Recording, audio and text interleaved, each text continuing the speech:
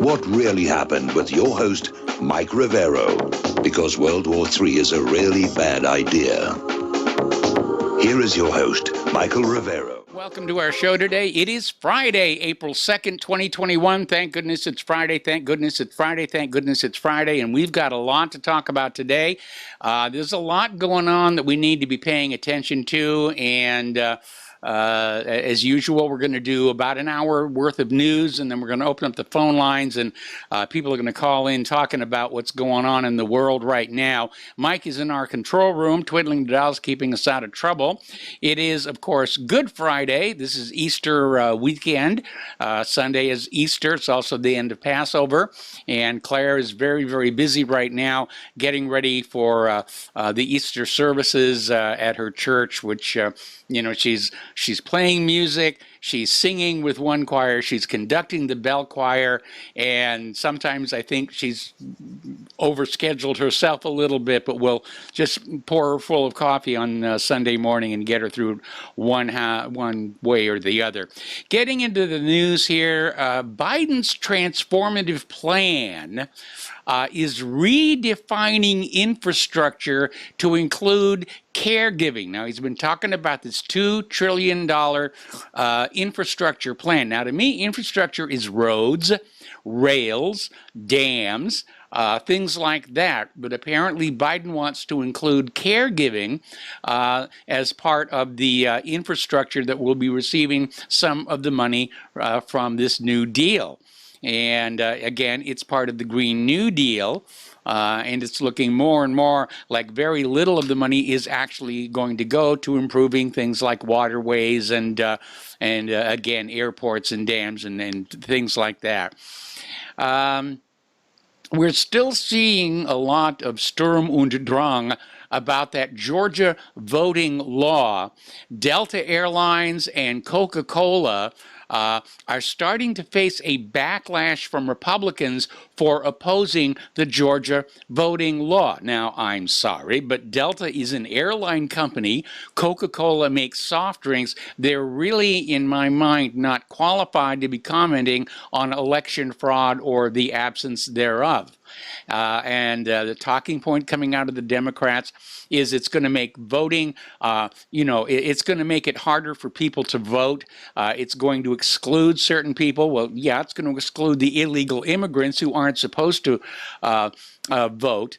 But Wednesday, 6 days after the law was passed, Delta and Coca-Cola stated their crystal clear opposition to all of it. And boy, it's amazing, you know, how many companies and how many people are very much on board with this stolen election liberal agenda. And you have to wonder just who or what organization, what three-letter agency has that much influence over the entire society to get these CEOs to do this? Because it's going to hurt their business. And we're already hearing about people talking about boycotts against Delta and boycotts against Coca-Cola. Now, Biden has encouraged Major League Baseball to pull out of Georgia in response to the state's new election security law. Now, what happened to all that unity he promised? Apparently, it is no longer operative. And again, it's interesting. I mean, you've got to show your driver's license just to get a fishing license. And Biden is still out there saying, no, you shouldn't show ID to vote. Well, how do you stop election fraud if they're not verifying that the voter is who he, she, or it says they are? And of course, that's the reality. Now, Biden went on the warpath against Georgia's new law, claiming that it's going to close the polls at 5 p.m., which means working class people will not be allowed to vote. In point of fact, Georgia's new law does not close the polls at 5 p.m. It's just something Biden made up to try and convince the American people that any kind of law or any kind of an effort to bring back honest elections is a bad thing. And I'm pretty sure the majority of Americans would disagree with that. Getting into other political machinations, if you will. Over at Blabber Buzz, they're reporting that the GOP is not forgetting about Hunter Biden and China. And these two Republican senators, Senators Chuck Grassley, ranking member of the Senate Judiciary Committee, and Ron Johnson, ranking member of the HSGAC Permanent Subcommittee on Investigations, are urging the Department of Justice and the intelligence community for any records linked to foreign nationals with relations to the Chinese Communist Party who had business dealings with Hunter Biden. Now, we already know from what happened during the 2020 elections, the intelligence agencies are totally on the side of the politically corrupt because they're easy to control. They don't like the idea of honest, incorruptible politicians because the CIA's business is finding corruption and exploiting it. Getting into COVID-19, a lot of stuff going on there. Story out of Global Research is saying how these COVID-19 vaccines, the mRNA vaccines, are being likened to software updates for your body. And I'm sorry, I like my body's software exactly the way it is, and I really don't feel like having experimental rewrites of my operating system at this particular point. It's just, you know, and this article makes the claim that experimental gene therapies do not have the financial liability shielding from the government, but pandemic vaccines do. But as a matter of fact, the definition of vaccines has now been changed to include gene therapies. So they are now shielded by these laws that say you can't sue vaccine makers no matter how badly they screw up. Over in England, Chris Whitty, who's England's chief medical officer, has conceded that the COVID-19 lockdowns can't go on forever and won't eliminate the virus anyway. I mean, after all, it's like trying to stop mosquitoes with a chain link fence. And this is a view that might have helped before Britons endured months of draconian restrictions. He said COVID is not going to go away. And society will have to manage it like the flu, which supports the theory that COVID-19 was just the seasonal flu, rebranded to magnify the fear factor, get us all to buy masks, accept limits on our freedom of movement, and to accept these experimental, unproven vaccines that are being shoved into our arms. Okay. Chris Whitty is also saying that England will be vulnerable to the disease for another 2 years and says a vaccine-resistant variant will emerge, which I think probably means they're already working on one, along with a new updated vaccine to sell you when that hits the market. Over in Los Angeles, parents are suing the Los Angeles Teachers Union and School District for holding children hostage to the political agenda with all of these ongoing closures. Now, remember the other day we talked about how the illegal immigrant children who are being brought into the United States are getting in-person teaching while the legal American citizen children are still having to do with remote learning from home. So these 4 Los Angeles families have filed a lawsuit against the teachers union and the second largest U.S. school district for failing their duty to serve the interest of children, depriving their children of in-person learning by keeping the schools closed. And I wish them a lot of luck. It's a real mess out there. This article feels like bought and paid for public relations. It was published in the Daily Mail, and it's talking about the vaccine side effects, about how minor they are, and the reactions, and why you shouldn't really worry. And they're saying that you shouldn't be wary of the vaccine due to fears of side effects like fever or headaches or the arm, large rashes on the arm or going into anaphylaxis. They're just minor side effects, and you shouldn't be concerned about them. My theory, of course, is how about death? Should we be concerned if people are dying right after getting those shots? And I'm sure the sales staff over at the big pharma companies are going to say, nah, they would have died anyway. I mean, just because they were in their 20s and the peak of health, yeah, something would have, they would have been hit by a truck the next day anyway. CNN medical analyst Dr. Liana Wen is urging the Biden administration to tie vaccinations to Americans' freedoms. This is another way of coercing people to get the vaccine, to say you will remain in your home, you'll remain under mask and lockdown until you get the vaccine. This is flat-out coercion to get around the restrictions under U.S. law and the Nuremberg Code.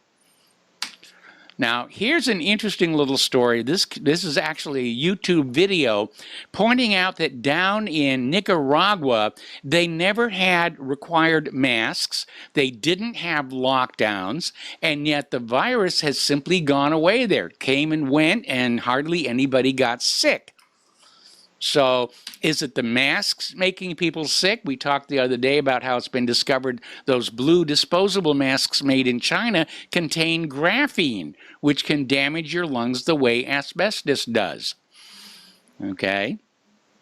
So anyway, getting to the international news, Biden is, according to this article in AmericanConservative.com, he's got plans for Afghanistan that really amount to a train wreck. We know he's begging the Taliban to keep the troops in there another 6 months. And it's been a very long war, 20 years, longer than the Mexican-American War, the Civil War, the Spanish-American War, World War I, World War II, and the Korean War combined. Actually, that last one doesn't apply because technically the Korean War is still ongoing. The war in Afghanistan has cost some $2 trillion. More than 6,000 U.S. service members and contractors have died, along with roughly 1,100 allied soldiers. Small price to pay for that oil and gas pipeline right of way. Getting on to Ukraine, things are looking really bad there, and I have a very bad feeling about this upcoming weekend. Easter being a tremendously important symbolic target. And I noticed that the American corporate media is not talking about what's going on in Ukraine. And that means that something big is coming that's meant to be a complete surprise, like 9/11 was. Now, we already pointed out that months before 9/11, the foreign press was already talking about how the U.S. was planning an invasion of Afghanistan, and all they needed was an excuse to go on in, and 9/11 gave them that. So we may be looking at something like that.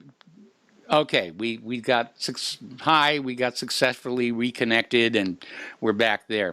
Anyway, I'm looking at this article. This came out of Global Research. And it says, after months of preliminary talks, attempts at provocation, and political preparations, it would appear that the crisis in eastern Ukraine and Crimea is, in fact, coming to a head. The armed forces of Ukraine are increasing their grouping of troops in the Donetsk and Luhansk oblasts, as well as in the direction of Crimea. Now, remember the other day, I said Crimea is going to be the red flag. If Ukraine goes into Crimea, the Russian Republics will respond and will be off in a major, major war, the doorstep to World War III. Big mistake number 3 in the offing. Article coming on out of Breitbart, and we mentioned the other day that we're going to see a huge propaganda campaign that tries to put the blame for this all on Russia. It's all on Russia. The Russians got a troop buildup on their side of the border. How dare they put troops on their own land? And they're blaming Russia for the collapse of the Ukraine ceasefire. And the reason they're being able to do that is anybody who is firing a shot at the regular Ukrainian forces, they're being described as Russia-linked or Russia-controlled militia. with no evidence to support that whatsoever. Story coming on out of Press TV, the U.S.-led attempts to start a new war in Donbass could destroy Ukraine. This is a warning being issued by Russia. And they're saying any attempt spearheaded by the West to start a new military conflict in Ukraine would culminate in the destruction of that nation. Russian Foreign Minister Sergei Lavrov raised the alarm on Thursday after Ukraine's commander-in-chief accused Moscow of building up forces near their shared border and claimed that pro-Russian separatists were systematically violating a ceasefire in the eastern Ukrainian region of the Donbass. There it is, pro-Russian separatists. That's the link where they can propagandize that this is all Russia's fault. Russia's a bad guy. And you know, look back at all the other wars before we went into Syria, all this negative propaganda about how bad Syria was and how bad Assad was and all this other propaganda before 9/11. For months before 9/11, the corporate media was selling us the idea that Osama bin Laden was this horrible, horrible terrorist that we all needed to be afraid of. It wasn't news reporting, it was a sales pitch. And we're seeing it all over again. So the command of Ukraine's armed forces has reported 2 wounded in action. And again, they're saying it's Russian-controlled armed groups in the Donbass war zone. So Russia-controlled. Had to be obvious because the people of Donbass would never take it upon themselves to defend against an incursion from Kiev, right? Just doesn't make any sense whatsoever. Meanwhile, the United States Defense Secretary Lloyd Austin has reassured Ukraine that Washington will not give up on Ukraine in case Russia escalates the aggression. Now, am I the only person who remembers that back in 2014, the U.S. started this mess by overthrowing the then current government of Ukraine and installing a junta, which in turn triggers Crimea's secession and the Donbass attempt at secession. So they're getting ready for a major war, and I don't know, maybe they're doing it to make us all forget about last November's stolen election. So it could be that. Ukrainian President Zelensky says that the so-called muscle flexing in the format of military exercises and possible provocations is a traditional affair of the Russian Federation, which is trying to create an atmosphere of threat and pressure. All right. Now, there is a joint exercise with NATO that they're saying will help improve the situation in eastern Ukraine. This story is coming out of a Ukrainian news source and basically saying how lucky that NATO is already going to be in Ukraine when Russia, nudge, nudge, wink, wink, say no more, starts the coming war. Russia, in turn, has warned NATO against sending any troops into Ukraine as a frightening escalation. So the war of words is definitely building there. During a meeting with Defense Minister of Ukraine, Andriy Taran, and the leadership of the Armed Forces of Ukraine, the defense attachés of the U.S., Canada, and the United Kingdom assured Ukraine of the support in defending its sovereignty and territorial integrity. And that last one is a buzz phrase that we have been hearing for some time regarding Crimea. And again, that to me is the red flag. If they go into Crimea, Russia will have no choice but to respond. Righty. U.S. Secretary of Defense Lloyd Austin is condemning Russia's aggressive and provocative actions, again forgetting the fact that back in 2014 it was the United States that overthrew Ukraine's government and inserted a puppet regime. Okay, we're going to take a break for commercials, and we'll be back after these few words. And And welcome back to our show here. We're talking about the situation in Ukraine. We're talking about a massive propaganda effort to make it look like this is all Russia's fault. And again, going back to Ukrainian news sources, they're reporting Ukraine's Foreign Minister Dmytro Kuleba is expressing concern about the latest escalation in Donbass. It's the largest in recent years, and he puts the blame on Russia for their direct involvement in aggravation. Now, remember, we reported earlier in the week that the chief of staff of the Ukrainian army went public and announced they're going into the Donbass. So we know who the aggressor really is at this point. And I think if it's just the Donbass, I don't think Russia's going to do anything about it.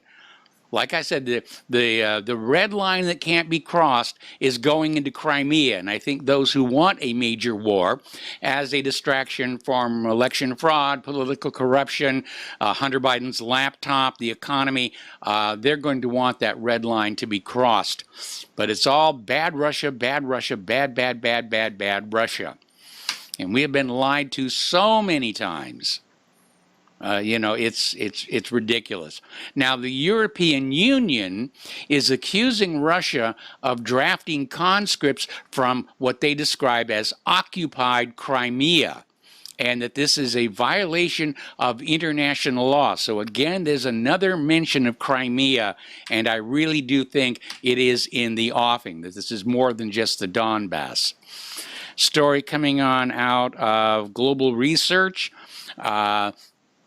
The Defender Europe U.S. Army arrives. Not everything in Europe is paralyzed by the anti-COVID lockdown. The mammoth annual exercise of the U.S. Army Defender Europe, which until June mobilized on European territory and beyond this, dozens of thousands of soldiers with thousands of tanks and other means has been set in motion. And they're basically sending it in. Everybody's pre-positioning. Everybody knows what's coming on. Now, over in Italy, and again, this is another propaganda stunt, Italy is now expelling, or has expelled, some Russian diplomats claiming that they were guilty of an extremely serious NATO spy case. And the case reportedly involves an Italian Navy captain who was caught passing secret documents belonging to the NATO member state to a Russian military official last Tuesday, and alleging that he received money in return. Okay, Russia's foreign minister says his country will respond to any hostile actions from member states of the European Union in a manner similar to that of China. Sergei Lavrov made the remarks while speaking to reporters on Thursday, emphasizing that Russia's response to EU hostility will not necessarily be symmetrical. So that's a red warning. That is absolutely a red warning. Story that came out just before we went to airtime. This is from Patriot Rising, and they're reporting a British spy plane has been keeping an eye on the Russian war games being carried out in the Arctic, and they are confirming successful tests of the new Zircon missile. This hypersonic weapon can travel at 6,100 miles per hour. They conducted 4 live-fire tests from Russia's Admiral Gorshkov frigate. So they're ready to put that into service as well. Let's see. Getting on to other countries. There is a story that came on out of Sputnik News talking about the idea of the Greater Israel, which comes from the vague description of the Jewish lands in the book of Genesis. And they talk about the lands allegedly spanned from the brook of Egypt to the Euphrates, meaning the Nile. However, leaders in present-day Israel have not publicly committed to expanding the country's territory to these boundaries. However, Hezbollah leader Sayed Hassan Nasrallah is claiming that Israel and the U.S. are, in fact, seeking to expand the territory of Israel to the Nile on one side and to the Euphrates on the other. And I know a lot of you listening to this show are very religious, but I don't think foreign and war policy should be set from the Bible. Just call me a silly heretic on that one. Over in France, they're coming up on elections there, and it's looking like Marine Le Pen may defeat Emmanuel Macron in the next election, and that has the globalists really in a bit of a panic. So let's see, we're coming up on another commercial break. We're going to talk a little bit about the economy here. U.S. pending home sales declined 10.6% month over month in February and 2.7% year over year as the mortgage rates rise. Over at the Treasury Department, the overnight reverse repo facility surged to $104.7 billion as investors seek shelter from negative rates. We'll be back after these few words. Welcome back to our show here. We're talking about the economic news. And over at Investment Watch blog, they have a story on how the February money supply growth hit another all-time high. They are just creating the money out of thin air. It puts obviously downward pressure on the value of the dollar. It is hyperinflationary. They're trying as hard as they can to keep the American people thinking about what's going on with the money supply and what the long-term ramifications are. And maybe that's another reason to start a major war. To say, yes, the dollar is plunging in value, but it's all the fault of those Russians and we've got to go to war. And, you know, there's nothing wrong with the United States. It's all Russia's fault and China's fault. And we're going to give them what for. So give us more of your money and your children and all will be well. Another story from Investment Watch blog. They're talking about the massive tax increases that are coming to pay for Biden's infrastructure plans, which, as we reported earlier, now include caregiver facilities. In a Thursday interview on MSNBC's Stephanie Rule Reports, Secretary of Transportation Pete Buttigieg discussed President Joe Biden's $2 trillion infrastructure plan. And he made the comment out there saying, we're not asking for high taxes. We're asking for corporations and the wealthy to pay their fair share. And this is a dodge that they use all the time when they're saying, when they're raising taxes on anybody, they have to pay their fair share. The poor have to pay their fair share. The middle class have to pay their fair share. We're all taxed way too much. That is what's strangling this country right now. Vast sums of money are being taken from American individuals, small businesses, large businesses, even the corporations. Huge amounts of money to be spent on war and Israel and not really spent here at home where we need to have it. And we're all taxed way too much, and that's what we need to be dealing with. We need to recognize we're dealing with a government that is not only illegitimate, but because they are formalizing, institutionalizing election fraud into the future, they have no reason to control spending anymore because we can't vote them out of office. They'll just create money and spend it like it's just going out of style, and that is the real problem that we all need to be looking at. All right, story coming on out of Sputnik News talking about Latin America's lithium triangle. As you know, lithium is used in rechargeable batteries. And they're saying that the lithium triangle may become a point of conflict for the United States and China, because China needs lithium, so does the United States, and these low-maintenance lithium-ion batteries are regarded as a key component of the green effort. According to the Financial Times, shares in the global lithium and battery ETF have mounted about 170% over the past year, while producers of lithium have raised over $2 billion from investors just in the last few months. It's the new golden metal, if you will. Microsoft has secretly launched a chip development center at its research and development facility in Israel, according to Haaretz. And the center is now gradually expanding its activity by recruiting new chip engineers for the project that was launched about a year and a half ago, although its existence is just now being revealed. Now, Microsoft's chips developed in Israel are mainly intended to speed up networking at its data centers, which operate the tech giant's cloud service, Azure. And we're hearing about this shortage of chips all over the United States, car makers especially. And I keep saying, why don't we start some American domestic chip manufacturing facilities? And then I realized all the people who are experts at making chips have already been lured away to other countries by good pay, low taxes, comfortable lives.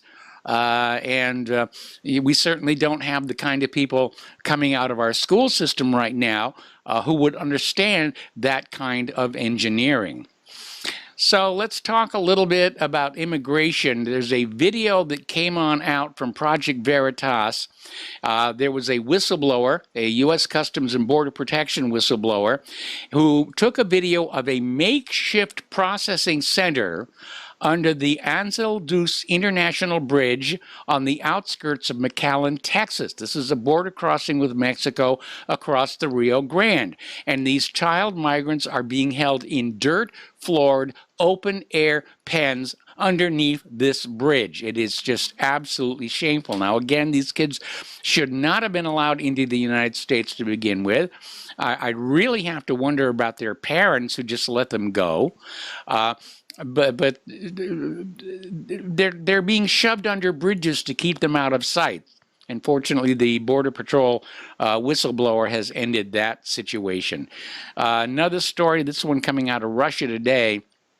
U.S. Border Patrol agents, with assistance from a special unit of the Texas Rangers, rescued a 6-month-old baby who was thrown into the Rio Grande River by the human traffickers paid to smuggle her into the United States. 6-month-old baby. Now, this occurred back on March 16th. Smugglers threw the baby girl into the Rio Grande River from their raft, and the Border Patrol and the Texas Rangers saved her. Now, it may well be that these smugglers, counted on that to try and escape with the rest of their human cargo. You know, oh, they'll go after the baby and then we can get away. Another story, this one coming out of Sputnik News. Why is the Biden administration sitting on its thumbs as migrant numbers surge? Well, we know why. They're counting on all these migrants to become Democratic voters by preventing there being a requirement for voter ID anywhere in this country. And it's to basically turn the United States into a one political party nation like the former Soviet Union. Meanwhile, Biden's Department of Homeland Security is rewarding border crossers with 1-year permits to live in the United States. Now, in a press conference held this week, former Customs and Border Protection Chief Mark Morgan said the Biden administration has released a total of 45,000 border crossers and migrants into the U.S. interior. And they cannot be touched. And apparently these 1-year permits can be extended somewhere down the road. And I think we can pretty much guarantee that that is going to happen. Okay, so let's talk about the gun grabbers right now. And Hillary Clinton has crawled out of the woodwork again. She's trying to invent new rights to take away our existing rights in the latest anti-gun campaign. Now, I don't know about you, I'm sick and tired of hearing Hillary Clinton. And I'm certainly tired of hearing her on these recent mass shootings. And when she was asked to weigh in on the latest wave of mass shootings, Clinton came out and said, you know, all these unsolicited views on how to keep guns out of the hands of bad guys like the shooters in Atlanta and Boulder, Colorado. Unfortunately, those guns were, in fact, legally purchased. Did you see the other day we had a story out there where they're on the warpath against concealable assault weapons? Well, it turns out there is no such thing. It is simply the new scary term. And it may be in response to the fact that people who are gun rights advocates, like yours truly, point out that assault rifles are not really used in a lot of crimes. They're certainly the star of these staged mass shootings to support the anti-gun agenda. But if you're really talking about gun crime, that's mostly being committed with these small, inexpensive, disposable Saturday night specials, which are being smuggled into the United States right alongside the marijuana and the heroin and the cocaine and the migrants as well. But it's a scary term, concealable assault weapon. It really is no such thing. Assault weapons are too big to be concealed. That's why they're not really used in crimes outside of these staged mass shootings. And again, they are just, the government is in a panic. They're afraid of you. They are absolutely afraid of you and desperate to get the guns away from you. It's not working. The FBI's background check system is just, you know, overloaded right now. Gun sales are up. Ammunition sales are up. There are shortages all over the place of ammunition, and the price has gone through the roof. I remember when I was a kid, a box of ammo was, you know, really inexpensive, and you know, that was great because you could practice your target shooting. Now it's almost $1 per shot for ammunition, and much of that are taxes imposed by the government to try and discourage people from refining their skills with a firearm. Over in Atlanta, pardon me, they're going to hire another 250 police officers because homicides have surged 58%.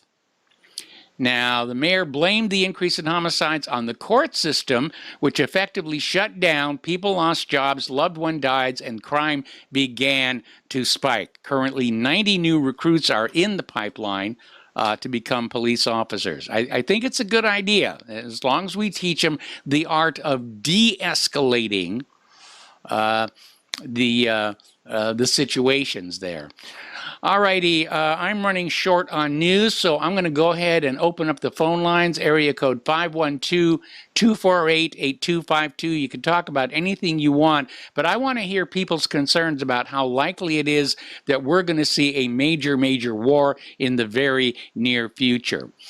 Over in Sweden, they have pulled the plug on Bill Gates' experiment trying to blot out the sun to fight global warming. And by the way, we had temperatures in the 20s here in Indiana last night, and we just got notified of another freeze warning for tonight as well. This in the month of April, I might add. Gosh darn that human-caused global warming.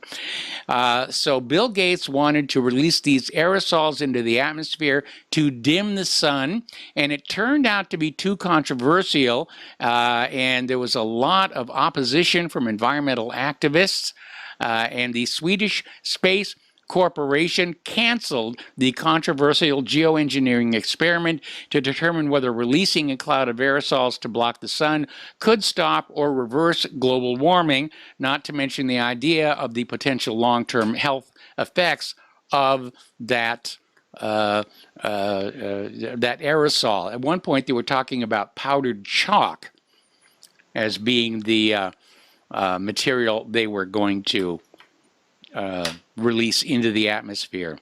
Perseverance up on Mars is getting ready to have its first flight of the Ingenuity helicopter sometime around the 11th of this month. Okay, we have callers on the line right now. We're going to start with Kelly in Austin. Hello, Kelly. Welcome to the show. What's on your mind? I heard you mention Atlanta. Back in the early 90s, we lived in Marietta, which is not too far north of Atlanta. And we used to get down into Atlanta a lot to a place called Buckhead, Okay. which is the toniest section of Atlanta. It's very upscale. We enjoyed the restaurants and whatever else there. Buckhead, excuse me, wants to secede from Atlanta because crime is out of control. Okay. Well, I could understand that. Yeah, and I can guarantee you that the people who run Atlanta are going to kick and scream and fight that tooth and nail because they like that Buckhead tax money, but they hate the whites who live there. It's the whitest area of Atlanta. Okay. And so they like the tax money, but they hate the whites who live there. But I expect that the Georgia legislature is going to support that, and you'll probably end up seeing Buckhead, excuse me, secede from Atlanta and form its own city within a larger cesspool. And that could happen sooner than you think. Okay. Excuse me. So watch that. And if that happens, you can probably expect to see that happen across the country in other cities because the other larger Democrat-run cities have lost control of themselves, and the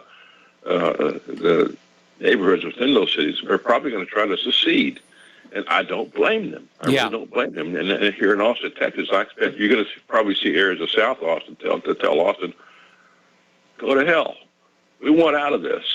You people are crazy. Okay. So that's I don't have much more to say than that, except that we did live there. I know the area. Excuse me. Yeah, I was going to say, are you okay? I am A-okay. It's just something. It's allergy season here in Austin right now. Yeah, same here. We've got it, and sinuses are doing that thing, and you know, it's it's a little intense. Yeah, and by the way, I after I sent put that radio in the mail to you yesterday. Thank you. Looked at Santa Claus, Indiana. I looked up Santa Claus, Indiana, and it looks like a very nice place. I looked it up on Google Earth. Yes. And I think it'd be a very nice place to live. I think you're in a very good place. Well, there are no nuclear first strike targets anywhere around us, and that's certainly to recommend it in these very, very dangerous times. Yeah, well, I noticed that you live right off of Donder Lane. Yes.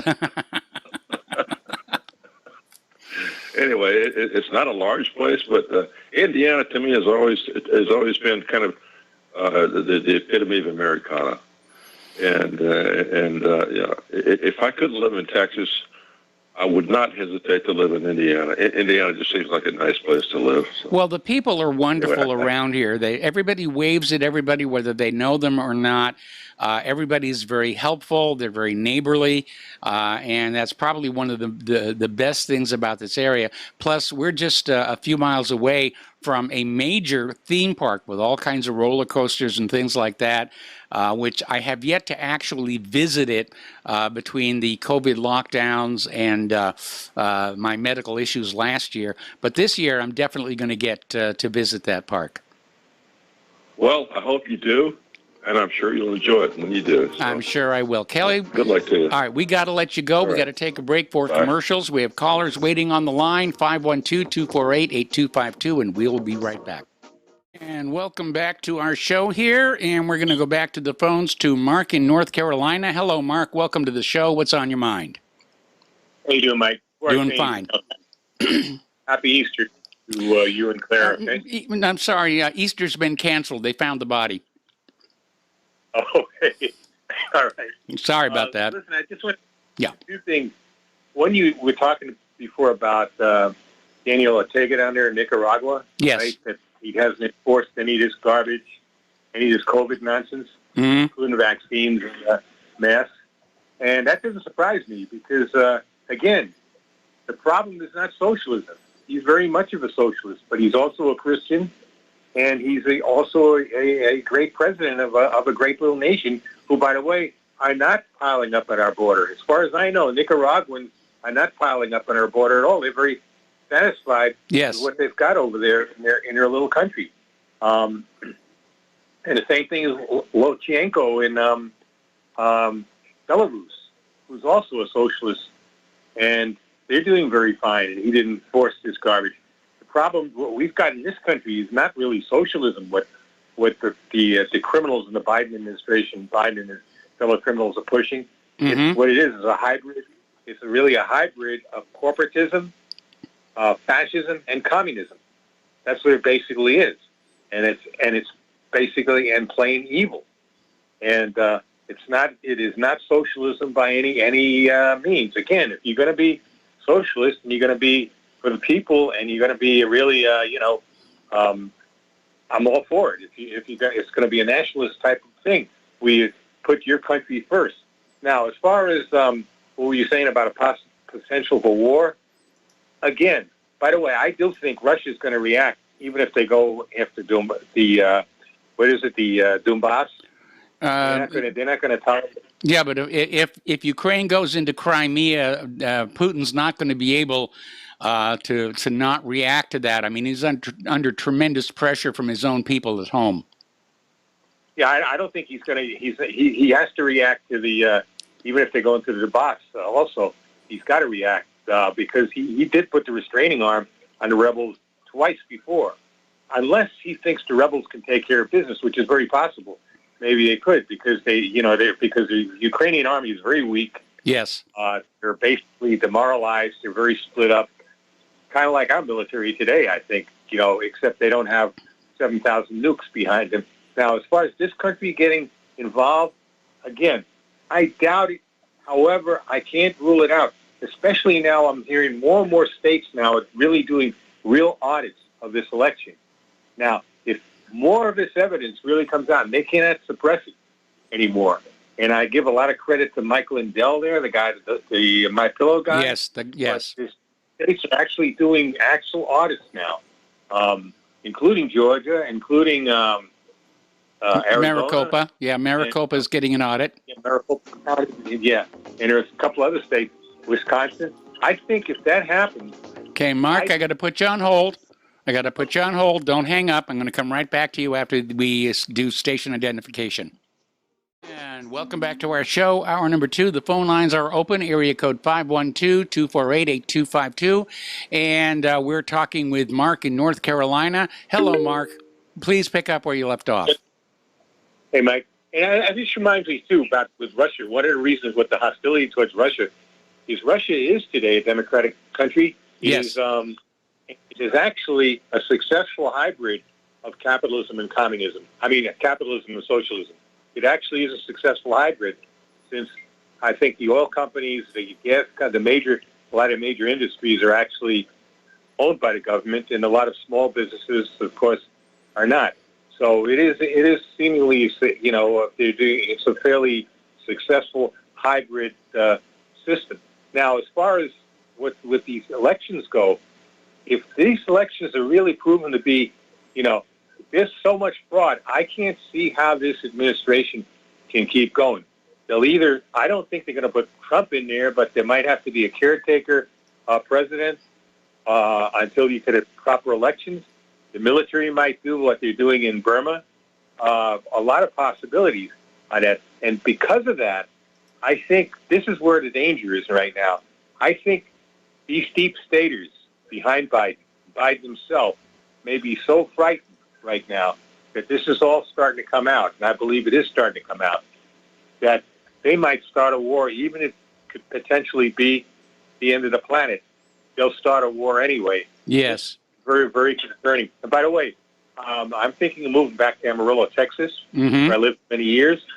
But now you did remind me of something when you said you're not too close, where you live, you're not close to a nuclear target. Amarillo does have Pantex, where they both assemble and take apart nuclear weapons. As a matter of fact, I knew a lot of people who worked there, who actually worked there when I was down there. So that's probably a potential target. As a matter of fact, be a very likely target. So I don't know. Maybe maybe it's not a good idea. Maybe choose a different part of Texas to move back to, or maybe Florida.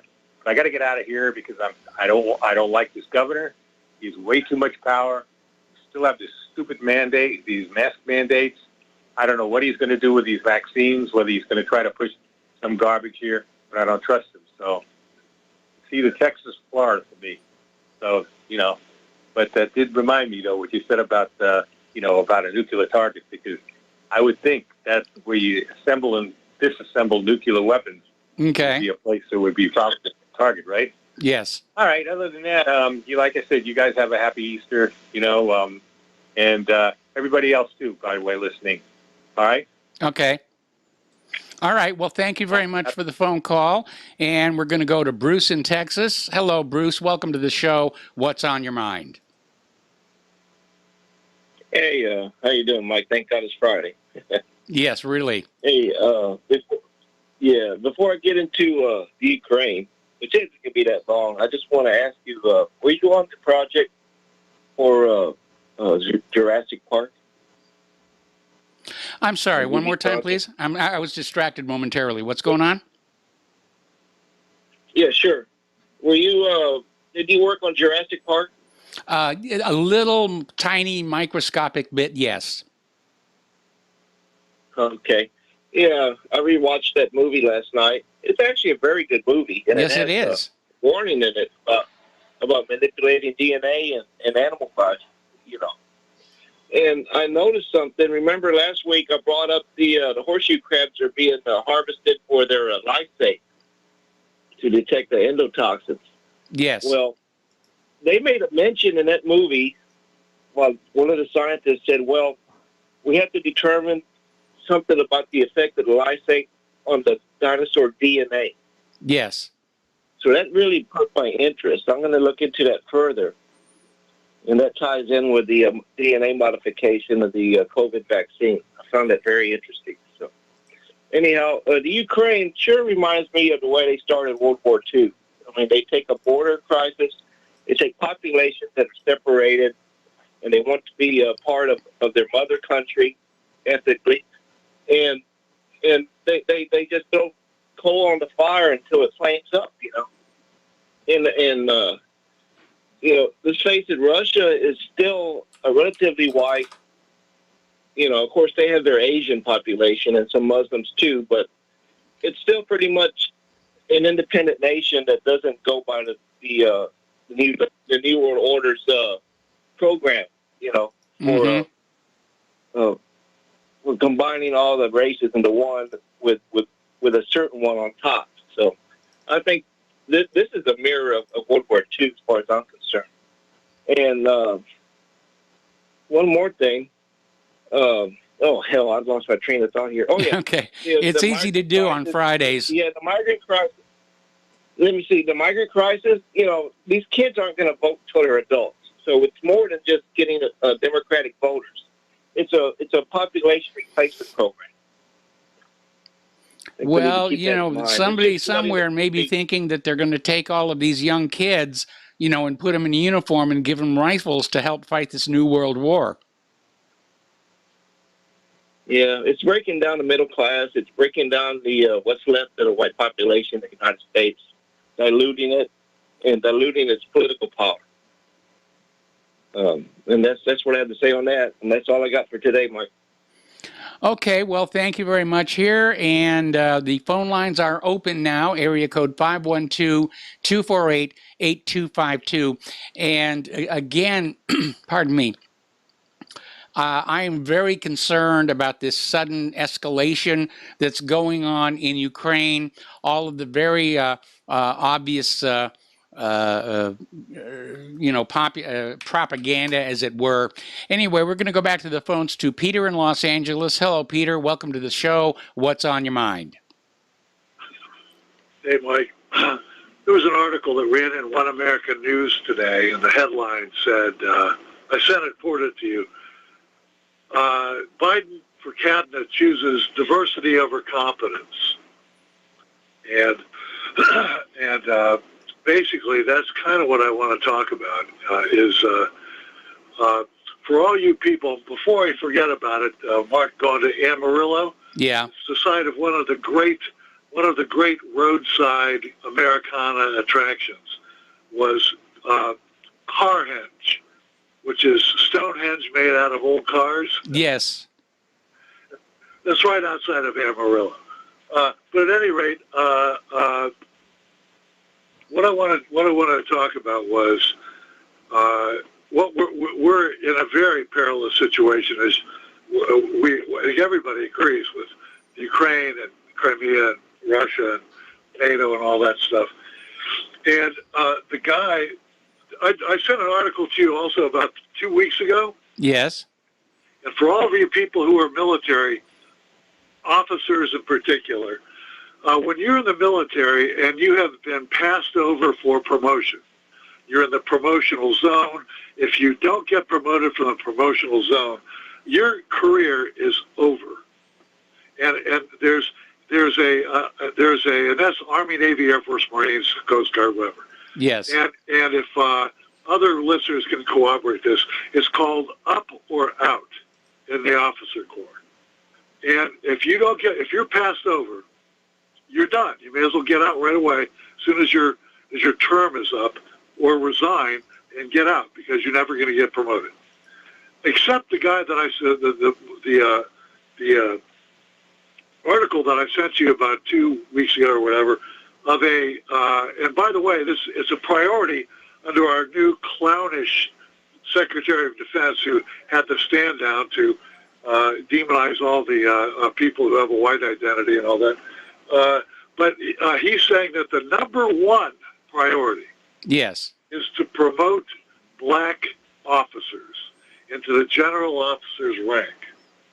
And so one of this promotion that I sent you about 2 weeks ago was a Marine, a black Marine, a colonel who was just being promoted to brigadier general. And this guy had not been passed over once, Mike. Mm-hmm. He had been passed over 3 times. 3 times. I've never heard of that. In 30 years that I spent in the military, other people that talk, one other guy that calls in there that I'm in touch with was a naval officer. He said the same thing. It's ridiculous. I mean, it's clownish. 3 times. You're RIFT. You're reduction in forced out. I mean, oh my God. But at any rate, that's how we got the new Defense Secretary of Defense, who was a 2-star general. Mm-hmm. He was an affirmative action guy who was promoted above the old Peter principle, promoted above to your highest level of incompetence. Yes. And even going back to Colin Powell, who I don't know if a lot of people know, he was a major in his final tour in Vietnam, and he was with the Americal Division. Does that division ring a bell with you, Mike? Vaguely, yes. Division? Vaguely, yes. Well, that was a division in which, in 1969, which William Calley and the My Lai massacre. I remember that one, yeah. Ernest Medina. And this was during the Nixon White House in 69. Yes. And this is how Colin Powell first came into prominence, because he was part of the chain of command that tried to divert attention away from the chain of command. He was part of the cover-up. That got him into the Nixon National Security Council, and then, we've been stuck with his, presentation at the UN and 100-hour stop order after Desert One and, Desert Storm and a lot of the other really cowardly things that this guy has done. But he originally got put in there because he's a black guy, mm-hmm. and he helped cover up My Lai. Yes. Look it up, everybody. No, I know he helped with the cover up. This is the leadership. Yeah, this is the leadership. Then, of course, we've got the transsexual secretary of whatever, and Pete Buttigieg, who's well, we all know that he's not the most masculine of men, and all this cabinet and all the leadership, including the military leadership, in what could be a really bad situation, is not there because they're good. It's there because it's politically correct. Yes. And there's nothing more Darwinian than the battlefield. You find out who knows what they're doing and who doesn't, who has the guts or who doesn't. You find it out immediately, Mike. And these guys, I'm telling you, they're not up to it. Guys passed over 3 times. I mean, come on. The whole thing about the woman with the pregnant flight suit, it's utterly, the transgendered stuff, it's criminal. The poor GIs who are going to die under this regime. And I just, what do you think, man? What's your impression of that? Well, I think that right now it's a very confusing time. And looking back at history, we begin to realize that the phrase, the fog of war, seems kind of widespread. Actually, I was briefly distracted there. Could you repeat that last part again for me? Well, I just want, we're talking about how our entire national command structure and the whole cabinet is, and a lot of the top of our political leadership now is there not for capability, and as that article said in One American News, wasn't chosen for competence, but it was chosen for diversity, political correctness, and now, we're getting into an area where I made the comment that there is absolutely nothing more Darwinian than a battlefield. Yes, that part I heard, and you're absolutely right about that. And I think things were a lot better back in the days when leaders would lead their troops into battle instead of sitting, behind the lines in a comfortable bunker and just, playing like it's a game. Yeah, well, but at any level, I mean, we're talking lives, a lot of lives that can be lost really, really quickly. Yes, and very much so. More than the lives, the whole course of the war, or whole countries or nations could be at stake. And these guys, it's a clown show, Mike. Oh, by the way, the guy that just rammed into the Capitol Hill and whatever, that they're not announcing who it was. I saw a picture of him. He's a black guy. Yeah. The reason why they're not announcing what he was, he's a black guy. They couldn't blame it on the whites, so they didn't announce it at all. But that's what it is. I saw a picture of it. I sent that to you as well. But we're going into maybe what could be like, but it's all life and death when you're talking about policy. Yes, it is. But then, you need to realize the attitude the people in charge have toward, the people on the battlefield. You remember Henry Kissinger saying that soldiers are just dumb, stupid pawns to be spent for foreign policy. Yeah, they say that, Mike, and I know they mean it, and I know they act on it. They do it until they lose the war, and they're up for war crimes trial and a Nuremberg hanging. They think of it until then. Then the performance on the battlefield is really important. Before they go to the hangman, on a losing side, they'll change their tone really quickly. Should that happen? It is what it is, man. But that's what our leadership is now. It's a bunch of politically correct buffoons. Yes. Who were promoted, were failed upwards. Yes. Failed upward. Which is another reason I think we're going to lose this next world war. It's a big reason. I mean, yes. You wonder why the policy came to begin with. It's because we've been failing upwards in policy. And as I've said before, we're not even following a policy for our own country. Our foreign policy is not for our benefit. It's for Israel's, mainly. I mean, how in the world are you going to have a country that's successful when their entire foreign policy is to benefit another country? Yes. I mean, but it seems to be where we're at. And I know if you have other calls, Mike, you've been more than kind with the time. Okay, well, we're not getting a lot of calls today, and I think it's because it is Good Friday and people are doing their preparations, for the weekend. Like I said, Sunday is not only Easter, it's the end of Passover. And so, we don't have as many people paying attention to the show as we normally do. But if you are done, thank you very much. And the phone lines are open, area code 512-248-8252. And we're going to go to Frank in Pennsylvania. Frank, I'm probably going to have to take you through the next commercial break. What's on your mind? Okay, Michael, thank you so much for taking my call.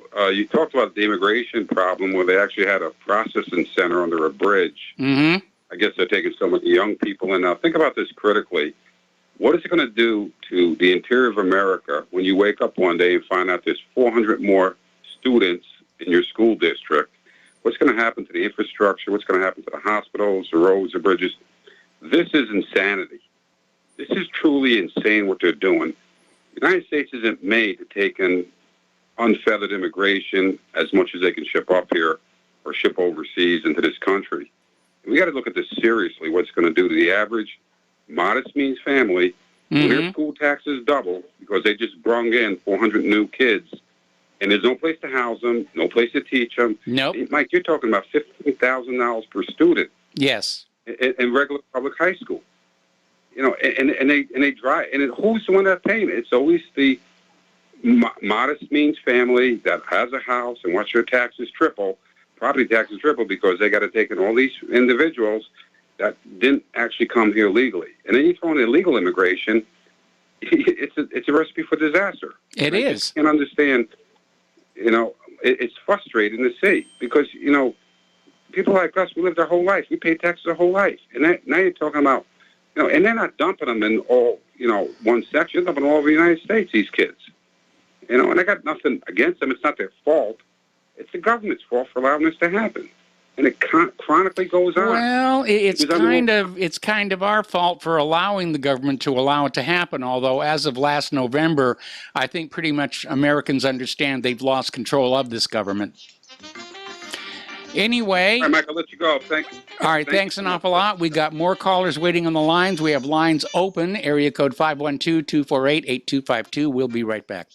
Welcome back to our show here, and again, a friendly reminder that Republic Broadcasting Network has their little tin cup out there waiting for a few pennies to drop into it so that we can continue our work of trying to head off World War III before it really gets going.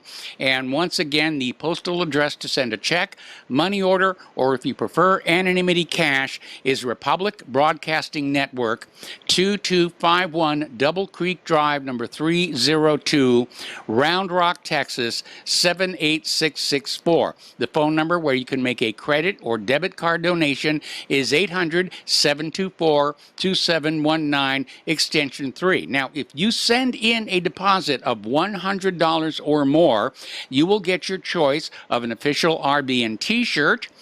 Send along your t-shirt size and a return address, or an RBN coffee mug. And if you send in $115 or more, you actually get both. So it's a real good deal, and you can be part of the Republic Broadcasting family and wear your t-shirt with pride. And don't forget the front sight firearms deal is still going on as well. Alrighty, we're going to go back to the phones here, and we've got Mark in Georgia. Hello, Mark. Welcome to the show. What was on your mind?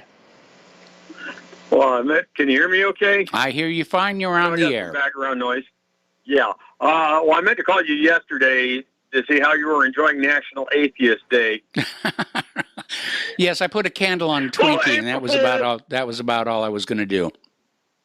Yes, well, that's up to you. Because I think that I think you have very legitimate concerns, and you had questions at a time in your life, and instead of getting you hooked up with a seminary where somebody could answer your question, they just, quite frankly, the way they mishandled it was disgusting. As a man, I spent 3 years in seminary. I was so close to getting my master's degree, they let me go through the graduation ceremony. That's how close I was. And then yes. At the very end, things fell apart. Like, oh boy. But, that was 2006, and here we are 14 years later. Mm-hmm. But I think you have very real and legitimate questions, and your question should have been handled in a much more respectful and honest way than the way they just said, why don't you just leave us? The trouble all started when they gave me my own Bible, because in my household we had the family Bible and I was not allowed to touch that at all, which was a shame because I thought the pictures in it were really cool. They tend to be, I don't know, I heard that the family Bible used to be a legal document, not just here's my family Bible, but it recorded births and deaths and marriages. Yeah, it did. So did ours.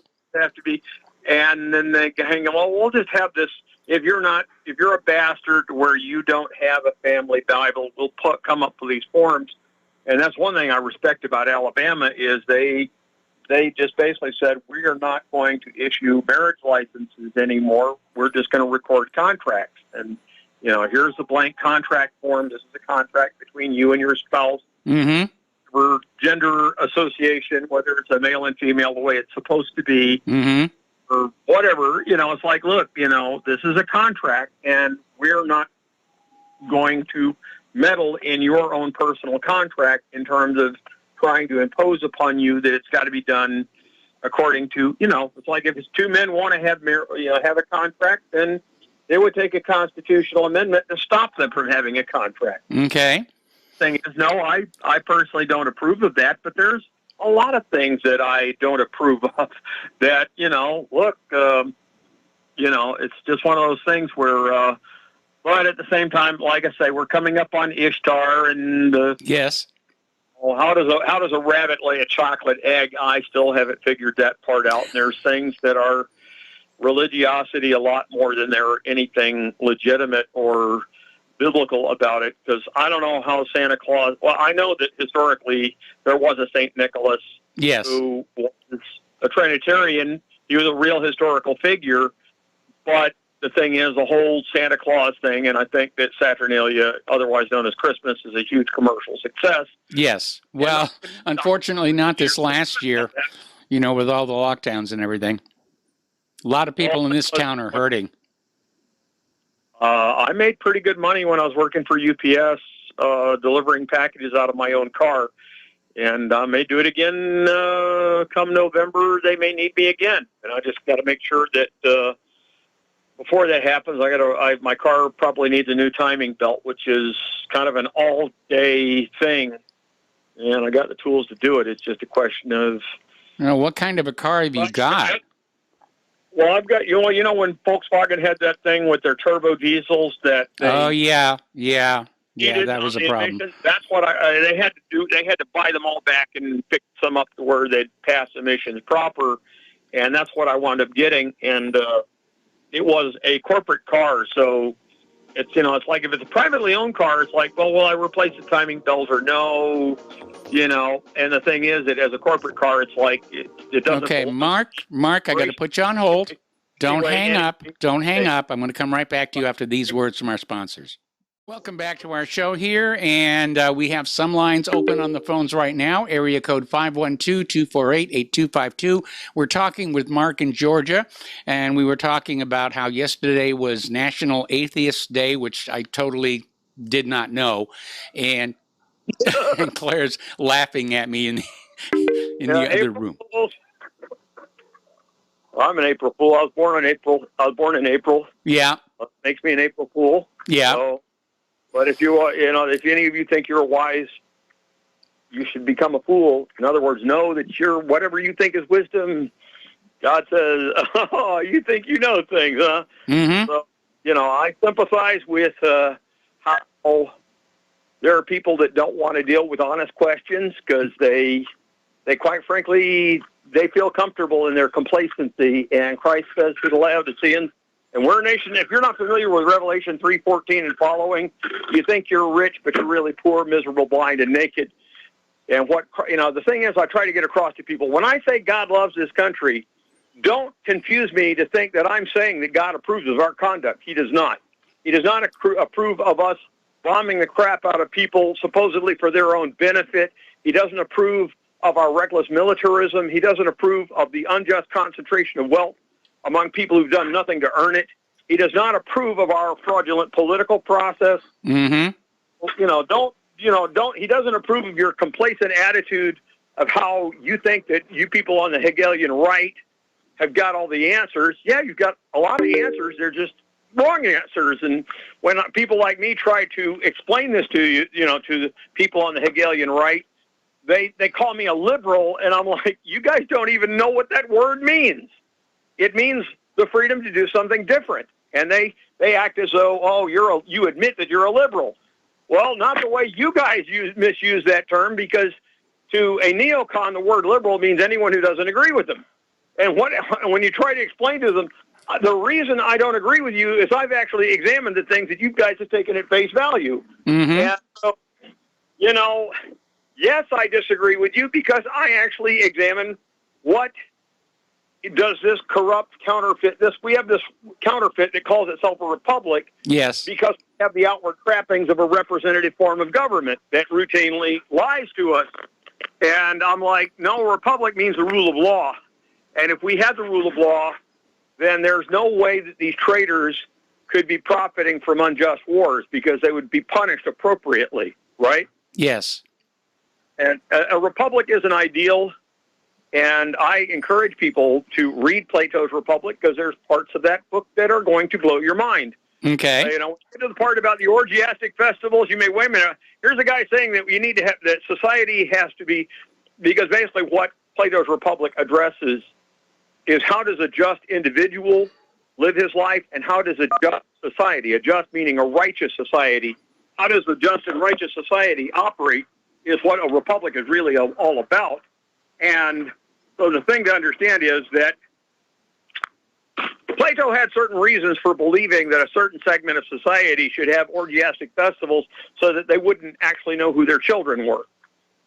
I know that sounds bizarre. How can you talk about a moral society where a certain, the police military section of that culture would have orgiastic festivals? And to us, that doesn't make sense now, does it? Well, I don't know that it was necessarily to prevent people from knowing the parentage of children. It was just, frankly, having a really good party. And there was actually a sect of Christians called the Carpocratians who believed the same thing. Oh, boy. I would take issue with them. I think that would be one of the heretical groups that... well, then don't show up. Oh, that's fine. I mean, I think you respect what I call anti-dogmatism. Yes. Simply means I'm responsible for where I spend eternity, and you're responsible for you. And we're all going to stand before the Creator as individuals. Mm-hmm. And that's where I really am turned off with dogma. Says that basically... Is that why they always put you in a really nice suit when they bury you? I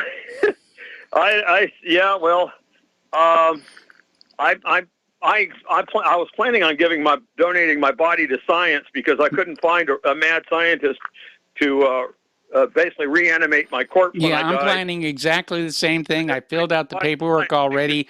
I'm going to donate my body to science so they can study it and send me a report. Well, the thing is, it's kind of late then, but the joke is I wanted to donate my body to science fiction, but I finally found this old scientist who could reanimate my body, but he died before I do, and I couldn't read his handwriting to bring him back. I was like, what the hell is this? Man, this scrawl is completely illegible. Oh, that's right. It's in a completely different language. So I couldn't read his handwriting to bring him back. So I was like, you died before I do. You were supposed to bring me back. But like I say, life is interesting. Bless you. And if you want to write down and compile the questions that they refuse to deal with, I'd rather deal with those questions in a more honest manner. And sometimes the answer is God knows and I'm not God. And that's the closest thing I can give you to an honest answer. There's things where I look at it now. Why is it this way? Why is it that God arranged things this way? And there's things where God decrees things based on he sees things from a completely different eternal point of view we lack. And there's times where it's not going to make sense to us finite, flawed human beings. Okay. Finite means, but the thing is that, I respect you that you're at least striving for a moral standard, and there are people in the religious community that I wish there was some way I could challenge them to stop and think and question some of the absurd things like, let's bless Israel by, I think it's like Hebrews 12, verse 8, if you're not disciplined, then you're a bastard. And that's what I have to say about the idea about giving Israel whatever they want, when they want it, how they want it. Well, you're saying that it's okay for you to treat Israel like a bastard who's a spoiled, insolent bastard of a brat who gets what they want every time. And, Proverbs 18:17 says the first one to present his case seems right, and then someone steps forward to question him. And that's the problem I have with Zionism, is how they present their own biased narrative. And then they silence anybody who would respond to that. Definitely. Anyway, Mark, I've given you a good chunk of time here, and you raised some interesting points, and we're going to let you go now. The phone lines are open, area code 512-248-8252, and we're going to go to Terrell in South Carolina. Hello, welcome to the show. What's on your mind? Hey, Mike, how you doing? Doing fine.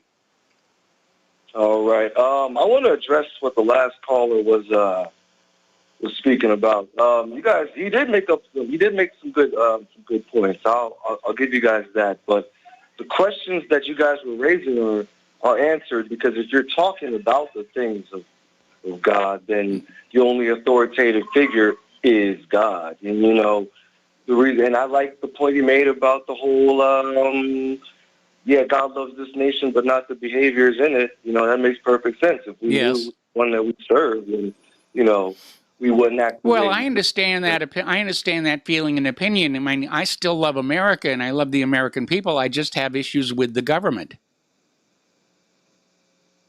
And I completely agree. And, it is written to respect your government. You know what I mean? But at the same time, if the government's not ran correctly, with him in mind, then what's supposed to happen? You know what I mean?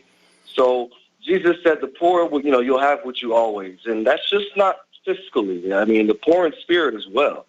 Some people have hearts and stop their ears up. And that part I would definitely agree with. And I don't think you have to be religious to understand that our society has lost its moral compass.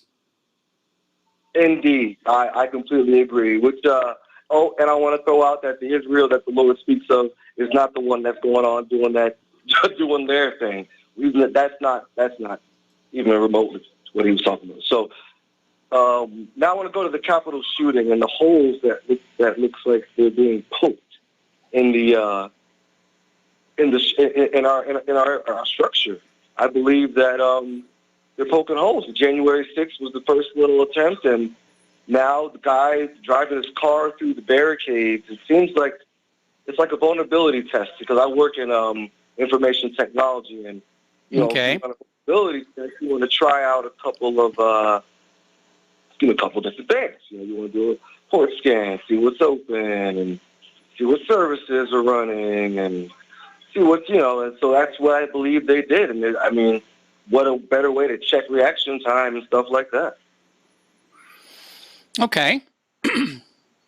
It's sad. It really is sad, but this is the most I've ever seen on the news, and I don't like, the actual or the corporate news here in America. It's trash. So I usually go to WEON, and I was doing Al Jazeera, but the bias was kind of getting a little too noticeable, so I went over to WEON, and it's just Capitol riot, and then 3 months later, somebody got a car. Like what happened? It's kind of confusing, but that's all I got, Mike. All right. Well, thank you very much for the phone call, and we're going to let you go. And the phone lines are now completely open. Area code 512-248-8252. Mitch McConnell is saying there will be no GOP support for Biden's proposed infrastructure bill. And they're basically saying that the Biden tax hike would be among the largest inflicted economic wounds in history, and that is certainly an accurate assessment. The American people, the American corporations, none of us can absorb any more taxation.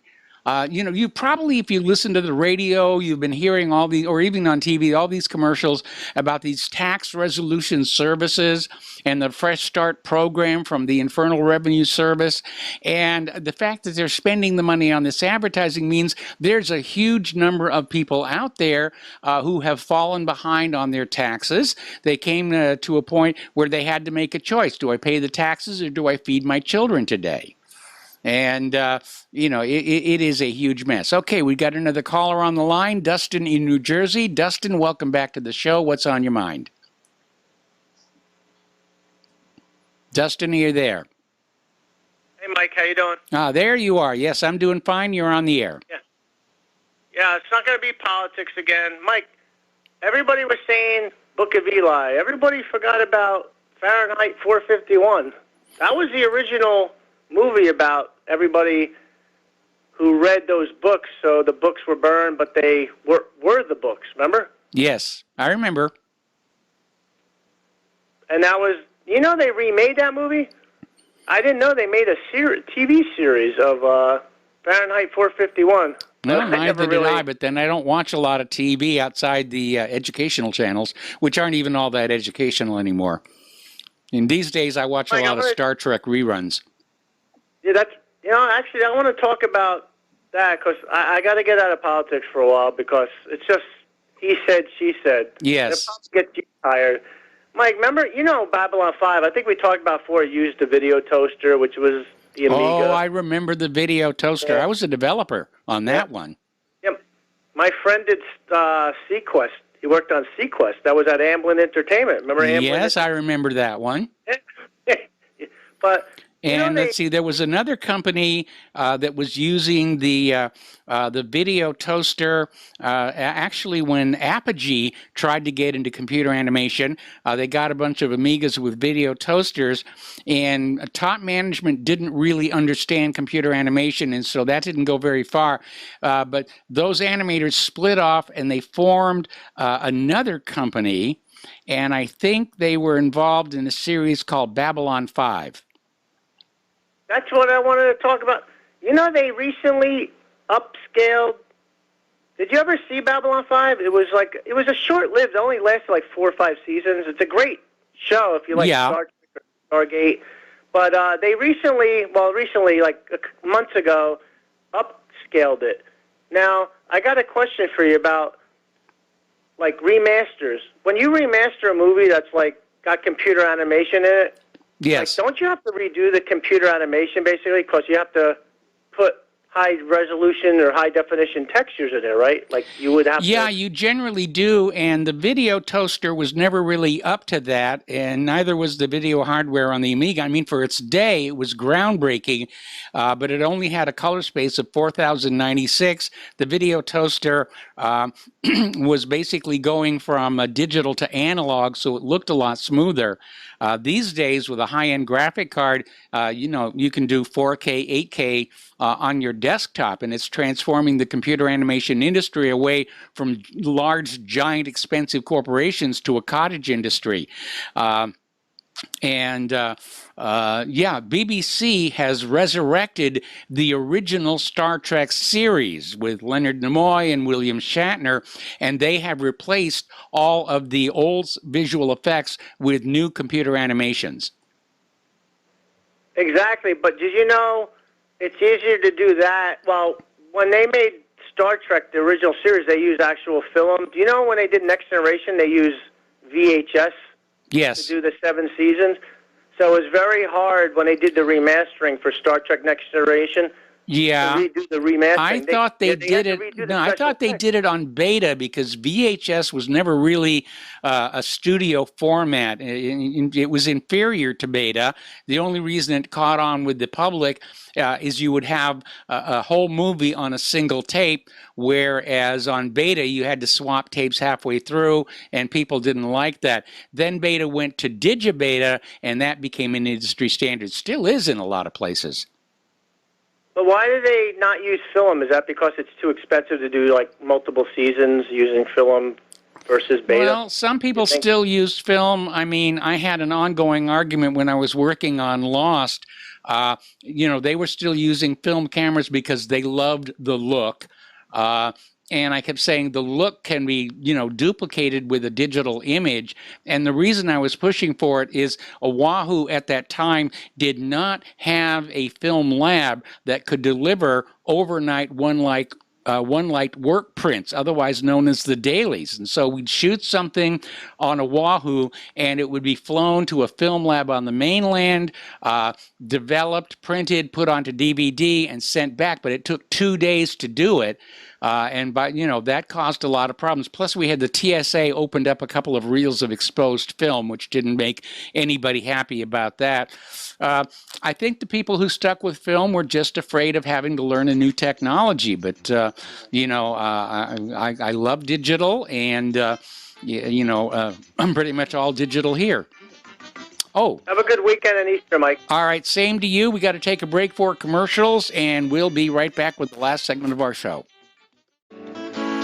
Welcome back to our show here. Last segment on this show on Good Friday. And we're going to take another phone call. Mitchell in Memphis, hello. Welcome to the show. What's on your mind? Hey, Mike, what's going on? Listen, I'm going to read something real quick. It's by John Locke, one of the British philosophers that was highly influential on the founding fathers and the authors of the founding documents. It says here, he wrote, "Every man has a property in his own person." Mm-hmm. Locke also said that the individual has a right to decide what would become of himself and what he would do, and as having a right to reap the benefits of what he did. Mike, what does that mean? Well, it's basically saying that you have the right to decide what you're going to do with your own body, and that you have the right to better yourself through hard work. Unfortunately, in our modern society, people who work the hardest generally tend to have the least to show for it because of... Okay, can I jump in? Yeah, please do. So we basically can conclude, and we're in agreement, that John Locke is saying that you as an individual own your body. Yes. For self-ownership. Yes. And because of that, you go and work and you're compensated. You work with your body, and so you earn a paycheck, your compensation, and you go and purchase something. That item, that possession is also your property. Yes. Gained through ownership of your body. Now, this definition and understanding of the word property, that's the one that the founding fathers were going with. Yes. That's the understanding of the word property back in 1776 that they were going with. Okay? Okay. Now, the question is, in the Declaration of Independence, the word property is removed, or it's disappeared. Now, I brought this up a while back on I think, your show, when you weren't there, but I said, what happened to the word property when it says the inalienable rights are life, liberty, and pursuit of happiness? That line used to be life, liberty, and property, yes, as written by John Locke. John Locke said, you own your body, your life, liberty, and property, meaning your body. Yeah, but to the founding fathers, property not only meant your body, it meant real estate, buildings, and things like that. And the landowners in the early United States of America, even with the British gone, they didn't want the United States to be simply carving itself up and handing out pieces to the American people, even though that's what they did during the homesteading period. Okay, well, a guy named Ray said that the reason the word property was removed from the Declaration of Independence was because they didn't want this to be a slave nation. And they didn't want the individuals to think that they could own humans as property. That's all fine and good. But when you remove the word property, you're also saying that the individual doesn't have a right to own himself. Yeah, that's a valid point. Property means owning possessions, which would be slaves. But property also means the inalienable right to property also means that you own yourself through self-ownership. Yes. So the big question, Ray said that they removed the word. Okay, well, Ray from Indiana, the question now is property an inalienable right or not, as considered by the founding fathers and the powers that be? Well, I would presume, and we're at the end of the show, I would presume that self-ownership is an inalienable right of the human condition. We don't know. Anyway, Mitchell, I'm sorry, I got to cut you off here. We're at the end of the program. Thank you for the phone call. Stay tuned for John Stedmiller. I'm sure he's got lots of interesting things to share with you. Spread the word of Republic Broadcasting. Spread the word of whatreallyhappened.com. Please donate. Have a happy and safe Passover and Easter, and we'll be back on Monday. Aloha, America.